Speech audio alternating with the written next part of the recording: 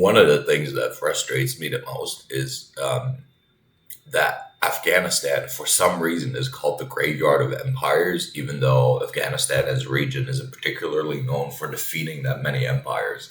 Matter of fact, a lot of empires actually held Afghanistan, and Afghanistan actually was an integral part of most pre-modern empires.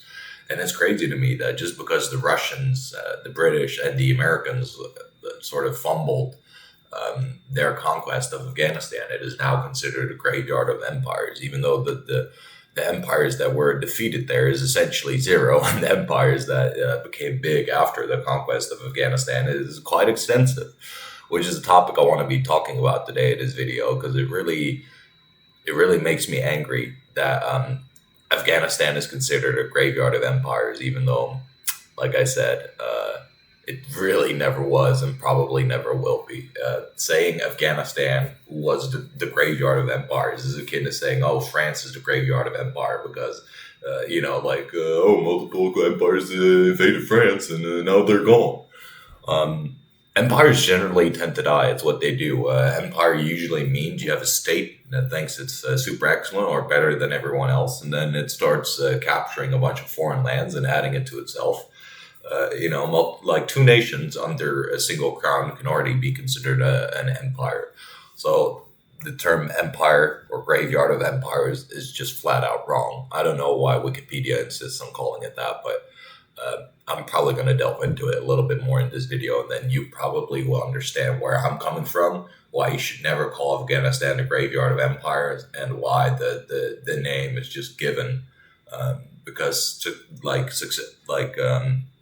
in succession, the English failed to capture Afghanistan, even though they kind of captured it. The Russians supposedly failed to capture Afghanistan, even though they kind of did. But then they lost to the Mujahideen. The United States successfully invaded Afghanistan, occupied Afghanistan for over 20 years, and then decided to leave because of policy. So again, the American empire, as far as I'm aware, is still very much standing. So it can't be in the graveyard. The Russian Empire doesn't exist anymore, but Russia does. And Russia is still around to this day to have imperial ambition. So you can't really say that that's one of the empires in the graveyard. And even though the British Empire is long gone, the British Commonwealth still exists. The United Kingdom in the modern era is still a country that wields significant influence. Think about places like Australia, Canada, all places that still at least nominally acknowledge the British crown as their sovereign. So introducing Afghanistan. So a little bit of the history of Afghanistan, why Afghanistan was never really the graveyard of empires, modern day Afghanistan, and Afghanistan's energy. Afghanistan during ancient times. So Afghanistan during ancient times, again, I'm not a professional historian, but I do know some basic things. So Afghanistan is a mountainous area that has a couple of very fertile river valleys in it. These fertile river valleys allowed humans to do basic agriculture. And because humans were able to do basic agriculture extremely easily around these fertile river valleys, you had some of the first human settlements. And this is all factually provable. Like the first evidence of human settlement of Afghanistan dates all the way back to like 50,000 BC. There were people living in Afghanistan for a long time, and they will probably continue to live there for a long time, as it's technically a pretty good place to live if well managed. After that, you had the Oxus civilization centered around the Amu Darya River, which is, I think, in modern Turkmenistan and a little bit in Afghanistan, and it also goes all the way to Kazakhstan, all the way down to what's the word? I forgot the inland sea, the Aral Sea. That's the one. The Aral Sea is where the Amu Darya ended. So the Oxus civilization is known for quite a few things. One of them, amongst which, is being the first or some of the earliest known goldsmithing. Afghanistan actually has some gold deposits. The gold deposits that Afghanistan have been traditionally fairly easily accessible, so you don't need to mine particularly far down. Things like sifting the riverbeds, the sides of the rivers for just chunks of gold coming down. still quite common. Known to have domesticated the horse, probably not just the Ox civilization, but multitude of civilizations around this time all started domesticating the horse at around the same time, which is quite interesting. Um, because the horse affords people to travel a lot further, expand their influence a lot further. A horse and also a donkey by association, they're way better work animals than oxen are. Oxen are cows. In ancient times, oxen were used quite a lot as a manual labor animal. Um, but humans figured out that horses you can train way better, and they can perform their like a variety of jobs way better. Both from they can fulfill military purposes, but also a lot of agricultural and transport purposes. So a horse in ancient times is kind of like almost akin to the invention of the car. Because along with the domestication of the horse, also kind of came first horse-drawn carriages and wagons. And this allows you to transport even more stuff as humans, allowing people who, let's say, farm in villages to transport even more food to bigger cities and exchange food for money or other more valuable products. Uh, you know, for instance, a farmer can probably make a nice table or a chair, but a farmer around this time would probably not like do anything with cloth. Things like textiles were usually produced in cities and then exported to villages close by, and then the villagers would try and maintain their textiles. Uh, so again, no graveyard of empire. Both the Oxus civilization and Afghanistan during ancient times were native people living in the area, but you can't really say something is the graveyard of an empire. There's people living and thriving there. That's my opinion. The reign of the Medes. So I don't really think the Persian Empire or any of their derivatives really need an introduction. If you don't know anything about the Persians, then maybe watching historical videos isn't really your forte. Um, Pretty much the Persians were, and still are, the Persian Empire is an Indo-European family group that has been occupying the region called Asian Persia, which is, let's say, between the entire region between Turkey and Afghanistan is kind of the ancient Persian region. Maybe a different video where I can go in depth about it. So this was the first civilization, the Persians, to capture Afghanistan from the pre-Persian Oxus civilization, or at least the tribes that emerged from the Oxus civilization still living there. So again, Afghanistan still wasn't a graveyard of empire. Persia took Afghanistan pretty effortlessly. Started occupying it, had Persians living in it, had Persian strata installed, meaning Afghanistan became a stratope, and Afghanistan became one of the largest suppliers of material resources to the Persian Empire. Think of things like gold, lapis lazuli, which the Persians love to build with, which is extremely common in ancient Afghanistan.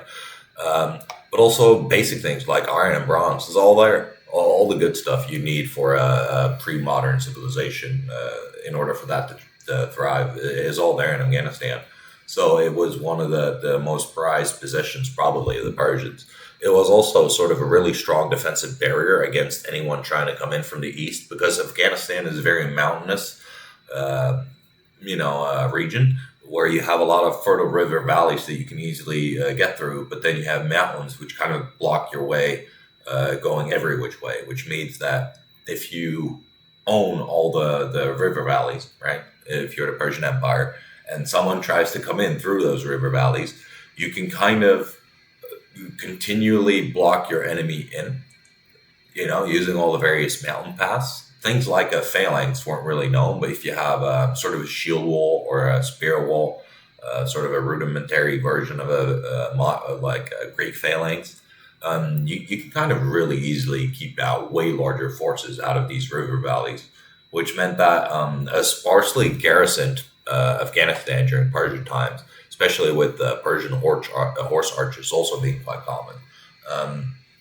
Other empires really didn't stand a chance of taking Afghanistan from Persia. Again, Persia, which is an empire, owned Afghanistan, so it can't be in the imperial graveyard, or let's say in the Afghanistan graveyard, if the empire is thriving there. and a lot of its citizens are actually from Afghanistan, or what is modern day Afghanistan, back then Persia. Um, so I don't get this, but whatever. The Achaemenid Empire, also probably one of the most famous Persian empires. Again, I don't really think it needs any introduction. Most famous for capturing Jerusalem and then taking the Jews into exile and then returning them from exile. Most notable from their attack on Greece, the famous Battle of Thermopylae, um, against the Spartans and the Greeks, considered by the ancient Greeks as well to be the only other civilized civilization. I put civilized empire because the Persian Empire was an empire, but the Greeks pretty much thought of the world as there's the Greek world, and we live in a civilization, and there's the Persian world, which is also a civilization, and the Greeks thought everyone else was just barbarians that just spoke bar, which is where the word barbarian comes from, because they are the people that speak barbar or bar languages, because everything sounded like that to a Greek speaker. Um, I guess aside from Persian. So who won? Also, the Achaemenid Empire also conquered Afghanistan from the Persians. Still know that empire is here. Wow, crazy. Again, because the Achaemenid Empire, same as the Persian Empire, saw a lot of benefit in having the region called, like today called Afghanistan. So it's crazy to me that people would ascribe an attribute to a certain region when the region clearly is not very known for the killing of empires. If anything, it's killed a grand total of 0 empires.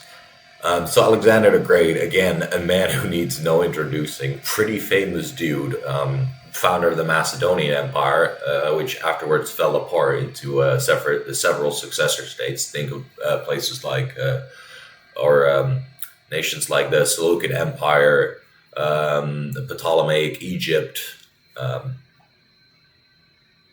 the sort of, what was it called again? The Kingdom of Epirus, and also a successor Macedonian kingdom, and I think there were some other kingdoms in there as well, but I don't really know all of them from memory, but I'm kind of aware of them. Also, Alexander the Great also conquered Afghanistan pretty effortlessly, after which it became the Bactrian Kingdom.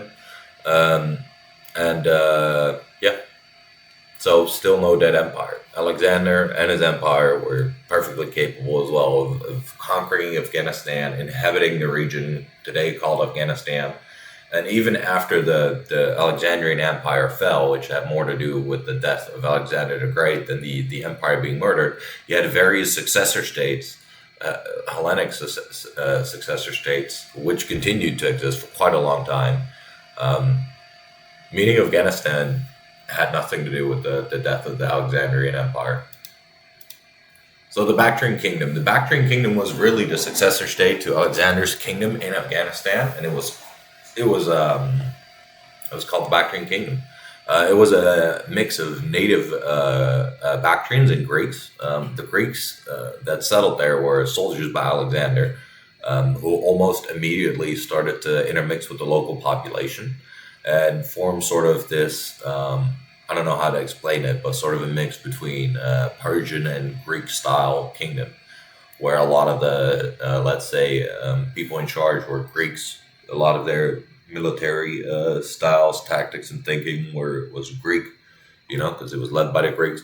But you had a lot of influence from local peoples who simply know the area of Bactria better, and what works there, which is why you saw the Bactrian Kingdom adopting a lot of horse archers, which is quite common in that region, because horse archers work well. And then they sort of started using horse archers in conjecture with the modern Greek phalanx, which had the extremely long sarissa pike. The Bactrian Kingdom only lasted for about 120 years, but it makes a lot of sense considering that there would be another Persian Empire rising and constant threats from both the East and China.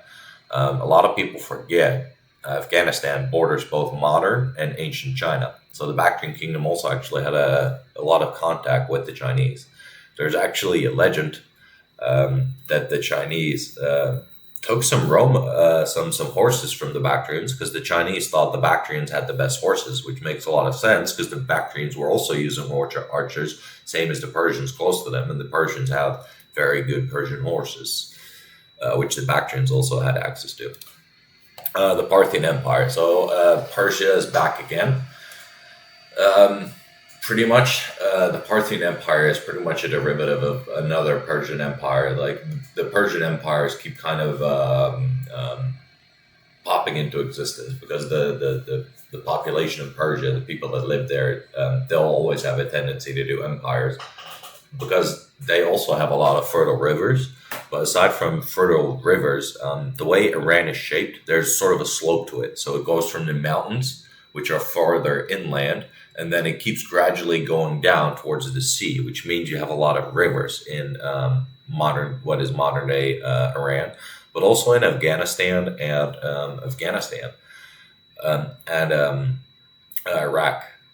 So because these rivers all move towards the ocean, you have a lot of areas which are very good for agriculture, which means that the Persian Empire will probably exist in one form or another for the entirety of world history up until the end of the human race, what I'm assuming anyway.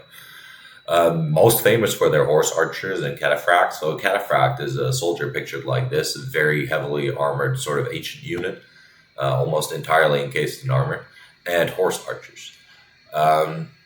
So the general technique of the Parthian Empire was, because they would have a lot of horse archers, was the horse archers will attack the enemy. They will shoot their arrows. The enemy might be in some form of a static infantry formation. So then the arrows kill some of the infantry, after which probably the enemy infantry formation will probably break formation to try and engage the horse archers, to kind of go after them.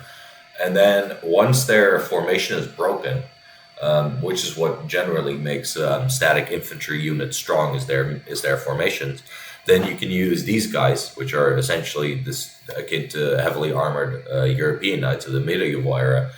You can use those guys to really charge at the broken enemy formation, and a line of like 10 or 20 riders with spears like this can easily mow down hundreds of unarmed men with spears if they're not in formation, because it's very easy to trample them when they're not all bunched together. When they're all bunched together and they all point their spears in the same direction, it's very likely that the horses will turn around, because a horse, same as a human, doesn't like dying. The Parthian Empire is also pretty famous for its schisms with Rome. The Parthian Empire and the Romans fought various wars together. Neither of them really winning, because they were both pretty big empires of their day with pretty much endless resources to exhaust against each other, which is why at some point or one point or another, the Persian empires and the Roman Empire would always make peace in one form or another, because it was just the most economically beneficial for the both of them. Also, a thing the Parthian Empire is known for, also took Afghanistan, held Afghanistan, occupied the land. And Afghanistan was actually a pretty important province of the Parthian Empire, again, with all the fertile river valleys, the gold mining, the iron mining, the lapis lazuli, like all of the good shit that you could want as an empire is in Afghanistan. So I really, really hate that it got this epithet, graveyard of empire, because we've already seen 6 empires come and go into Afghanistan. None of the empires were killed by Afghanistan or the local inhabitants. Afghanistan was always an integral part of any of these empires whenever they started occupying it. So, kind of iffy, kind of dumb. It really goes to show that the lack of understanding modern Western historians will want to have when they're the ones being beaten. Like, all of a sudden, then you're a graveyard of empire. But, if everyone else is able to beat something, nah, weak shit, bro. But if they're able to beat us, nah, they're definitely a graveyard of empire. It's just so dumb. The Sasanian Empire, wow, yet another Persian Empire. Yes, also took Afghanistan. You can't make this up at this point anymore. Afghanistan was conquered so many freaking times. So we've had four Persian empires already that took it, that made it a province and an important one at that. Now we have another Persian empire that took it, also known for fighting with Rome. They lost to the Muslims during the Islamic conquest, so the Sasanian Empire took over control from um,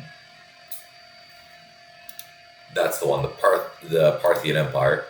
I keep forgetting the order of those. And then after the Sasanian Empire took over from the Parthians, they essentially just became the Parthians 2.0 because again, Persian empires tend to keep popping up around this region because it's just what they do. The name might have changed, but it was simply yet another Persian empire who also took Afghanistan. I don't know what the Sasanians are particularly known for, other than for their worshipping of fire and Ahura Mazda, which is also where the car brand's name Mazda comes from.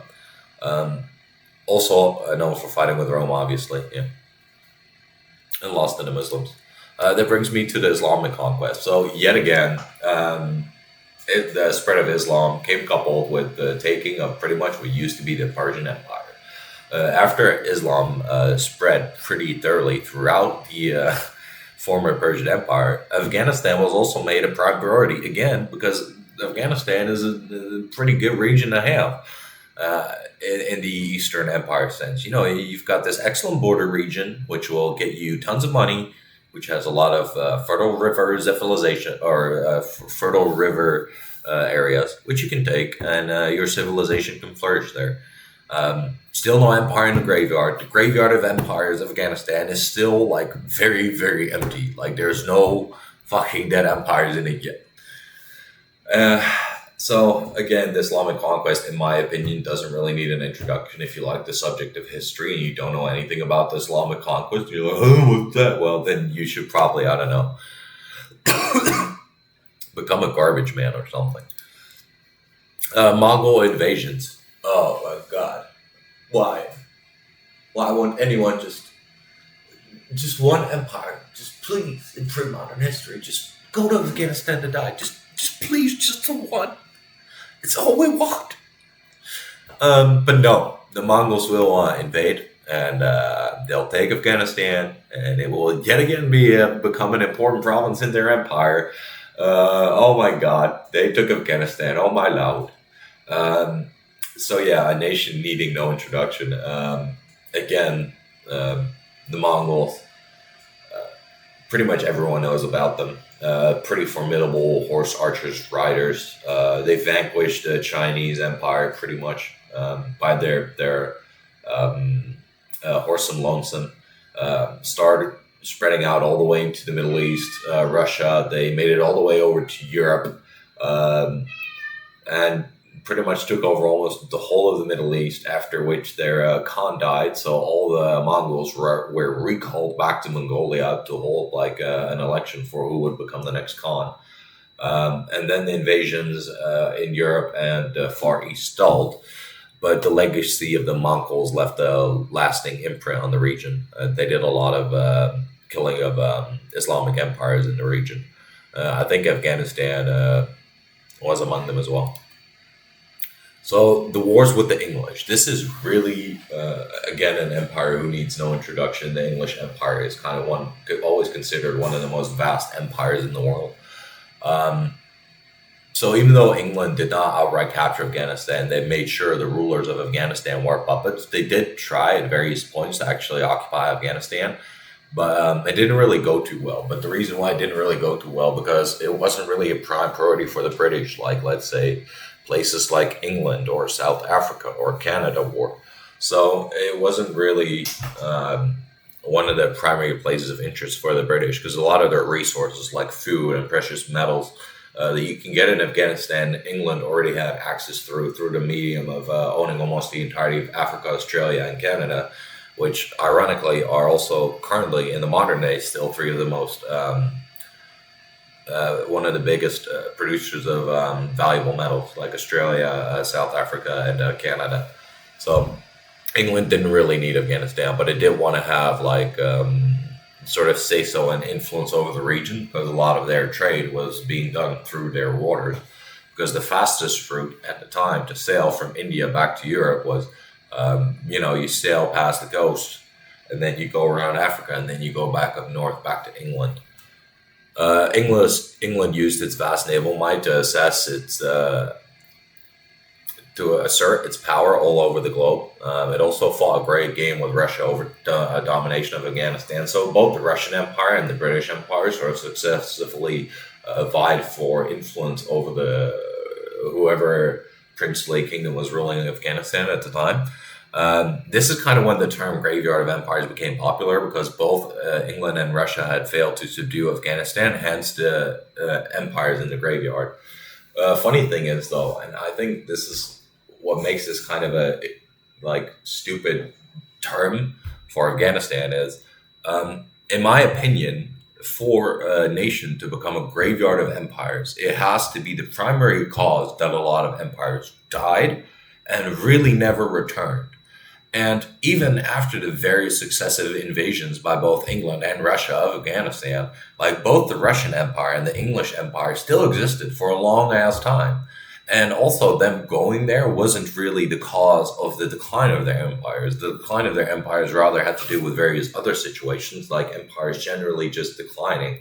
It's what they tend to do. So, in my opinion, to associate the synonym graveyard of empires with Afghanistan is just utter nonsense and poppycock. No empire has ever died in Afghanistan. If anything, Afghanistan has always only been one of the most important provinces in a variety of Persian empires and its successor kingdoms. So you can't make a completely lying claim and then try and hold on to it just because in the modern day some bigger empires just failed to capture it because it wasn't actually on their priority list. That's like saying I'm not a football player at all. Like I don't play football or soccer or whatever you want to call it. So if I would play football against anyone, I would probably lose. That would hardly mean you're like the vanquisher of football players because you've beaten one guy that, I mean, come on, bro.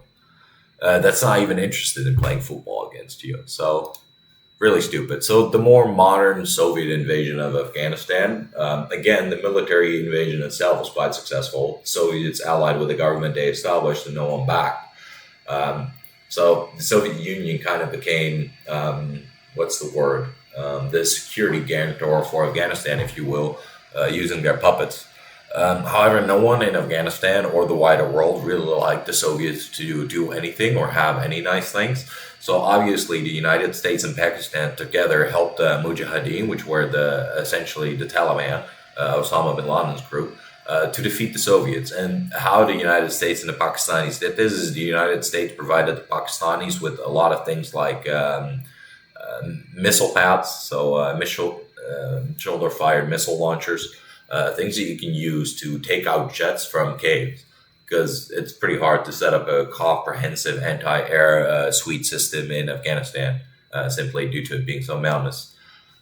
It was also referred to as the Soviet Vietnam, which makes a lot of sense because just like Vietnam for the Americans was a place where the Soviets were funneling almost endless support into, the United States was doing some crazy supporting of Afghanistan. Like a lot of the Stinger missiles were sent.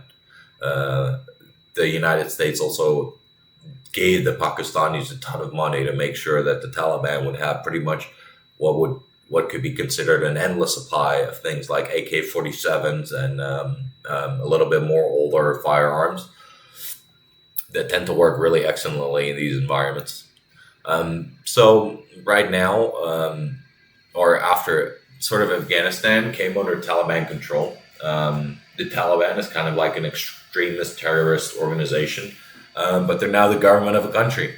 From there, kind of till the American invasion of Afghanistan was under Taliban control, and now it's switched back to Taliban control as well. These guys are not good boys at all. Known for doing things like terrorist attacks and having terrible human rights records. They love, fucking murdering people like without pretty much just cause. Women can't go to school, all that. You gotta have one of these beers and a funny hat. So it's no fun. So that brings me to the U.S. invasion of Afghanistan. So this also contributes a little bit to the graveyard of empires because the United States actually invaded Afghanistan because they refused to hand over bin Laden to them and dissolve the Taliban government. This gave the United States a casus belli to attack Afghanistan in the aftermath of the 9/11 terrorist attacks in 2001. The United States invasion ended up with almost 20 years of occupation trying to establish a democratic Afghani government. After the murder of bin Laden, the U.S. public, being wary of a long occupation of Afghanistan, decided to pull out their forces. And the Afghani army they trained crumbled without their support and no leadership, and the Taliban took over again. So again, saying this is the graveyard of the American empire is kind of a misnomer again, because the United States was able to occupy Afghanistan, which is on the other side of the world, whereas Russia is having trouble capturing a nation that borders them. They weren't just able to capture Afghanistan; they were able to establish complete dominance of the airspace. Pretty much everywhere in Afghanistan where the Americans wanted to go, they could go, albeit with sometimes resistance, sometimes a lot, sometimes none. Um, a lot of people are like, oh, the Americans lost in Afghanistan. I think Afghanistan lost something along the lines of at least 2 million people during the whole U.S. Escapades in Afghanistan. Again, I'm not necessarily in favor, I'm just pointing out the facts. So, 2 million dead Afghanis or whatever, and then like barely 6,000 Americans die, and Afghanistan is kind of like, it's a shithole and it's blown to shit by the Americans. And then you're like, oh, but the Americans lost, but the American empire still exists. Like all their army bases all over the world still exist. All the United States' influence still exists. The United States economy is barely affected by it. Matter of fact, a lot of big people became very rich from the Afghanistan invasion. And then people claim that the United States somehow wasn't able to bear the brunt of Afghanistan. Dude, they did. They captured it. And not just Afghanistan, they were holding Iraq as well, along with all their various other army bases. Like people thinking the United States doesn't know what it's doing in terms of military strategy and doctrine is just they're just utter buffoons. The United States is probably the greatest military power in history, or the greatest military power that will probably ever be, and that simply has to do with the way that they go about doing things. So yeah, after the Americans kind of got tired of their little adventure in Afghanistan, though, because they murdered bin Laden, like the guy who plotted 9/11 was dead, and Afghani government was supposedly supposed to be able to like remain a robust institution after the United States left, because the U.S. was like, well, we trained your army and we trained some of your soldiers and we gave you uniforms and we gave you some guns, so you should be able to take it from here. Fair enough. It's just that the people that were fighting for the let's say the United States government, or really serving in the Afghan National Army, they weren't really loyal to the United States or the Afghan National Army. They were loyal to whatever sheikh was in charge of their village, which is why when the American army left, you saw the entire Afghani army pretty much just disperse and drop their weapons and pretty much just join with whatever part of their Taliban tribe they were going to join anyway. And then the Taliban pretty much instantly took over all these American facilities and is now sporting, or at least trying to sport, some really modern American-looking stuff. And they're all trying to pretend like, oh, like our new army is so hyper-modern or whatever. But fact of the matter is, there's no spare parts. There's almost no vehicles to cannibalize indefinitely. So the Afghan army, even though it might rock guns that look like M4s, and they might drive some old Humvees or whatever, it's not like Taliban Humvee is the same thing as an American Humvee, because an American Humvee will get repaired using American parts, which are new and which work, and all of the most modern stuff you could dream of. Whereas the Taliban are kind of just, okay, this is the stuff that was here when the Americans left. Let's say it's a Humvee. The Americans will have probably stripped it of its weapons. So then you need to put on a new gun. You need to put in new optics, new stuff, all that. And even if the optics and all the stuff is still on there, like once the truck's destroyed or one of the optics doesn't work anymore, the gun malfunctions or anything, At some point, the parts are going to wear down and the truck's going to break down, and the Taliban won't be able to repair it. They'll probably still be able to drive and keep the truck itself operational for a long time, maybe even indefinitely. But at some point, all the stuff that makes the Americans' military equipment so good, like let's say helicopters, planes, vehicles, all that, tanks, it's all going to go bad. Like, and that Taliban army won't be able to use it anymore. So to me, it's really funny that they're making YouTube videos flexing their new American weapons when smart people know this stuff is really not going to be theirs for much longer. So modern day Afghanistan, kind of in conclusion. Um, Sadly, no skyscrapers for Afghanistan. I think this is probably Dubai or something. Afghanistan is a poor, underdeveloped country with high illiteracy rates, infant mortality still being pretty rampant, um, a terrible human and civil rights record. It goes without saying. However, Afghanistan is not the graveyard of empires. Often, uh, when well governed, Afghanistan is a beautiful mountainous region with an interesting history and an integral part of any Middle Eastern empire. Um, I really would prefer it if people would stop looking at Afghanistan like the graveyard of empires as well. It is simply a region on Earth, just like any other, that when well governed, it can form an integral part to any country or empire. And it does have a beautiful history. You should probably research it because I'm trying to keep this video brief for argument's sake because Afghanistan just wasn't the graveyard of empires.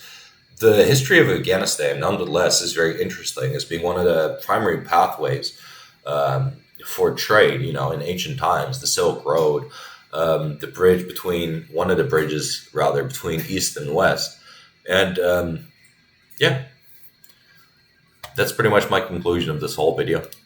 Thank you for watching.